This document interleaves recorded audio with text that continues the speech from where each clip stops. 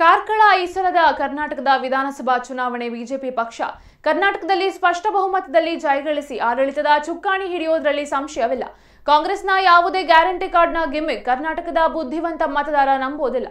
ಅದೇ ರೀತಿ ಕಾರ್ಕಳ ವಿಧಾನಸಭಾ ಕ್ಷೇತ್ರದಲ್ಲಿ ನಮ್ಮ ನೆಚ್ಚಿನ ನಾಯಕ ವಿ ಸುನಿಲ್ ಕುಮಾರ್ ಅತ್ಯಧಿಕ ಮತಗಳಿಂದ ಜಯಗಳಿಸುವುದು ಗ್ಯಾರಂಟಿ ಎಂದು ಕ್ಷೇತ್ರಾಧ್ಯಕ್ಷ ಮಹಾವೀರ ಹೆಗ್ಡೆ ಮಾಧ್ಯಮದೊಂದಿಗೆ ತಿಳಿಸಿದರು. ಕಾಂಗ್ರೆಸ್ನ ಗ್ಯಾರಂಟಿ ಕಾರ್ಡ್ ಇವತ್ತು ಯಾವುದೇ ಗ್ಯಾರಂಟಿ ಇಲ್ಲದೆ ಇವತ್ತು ಜನರ ಬಳಿ ಇವತ್ತು ಹೋಗ್ತಾ ಇದೆ. ಯಾಕಂದರೆ ಆ ಗ್ಯಾರಂಟಿ ಕಾರ್ಡನ್ನೇ ಯಾವುದೇ ಮತದಾರ ಇವತ್ತು ನಂಬ್ತಾ ಇಲ್ಲ. ಇಡೀ ಕಾರ್ಕಳದಲ್ಲಿ ಹೋದ ಸಲ ನಾವು ಎಷ್ಟು ಲೀಡನ್ನು ತಗೊಂಡಿದ್ದೇವೆ ಅಷ್ಟೇ ಲೀಡನ್ನು ಈ ಸಲನೂ ತಗೊಳ್ತೇವೆ, ಅದಕ್ಕಿಂತ ಜಾಸ್ತಿ ಲೀಡನ್ನು ತಗೊಳ್ತೇವೆ. ಇವತ್ತು ಕಾಂಗ್ರೆಸ್ಸಿಗೆ ಬೂತಲ್ಲಿ ಇವತ್ತು ಕಾರ್ಯಕರ್ತರಿಲ್ಲ, ಅಂಥ ಪರಿಸ್ಥಿತಿ ಇವತ್ತು ಕಾಂಗ್ರೆಸ್ ಇದ್ದಾಗಿದೆ.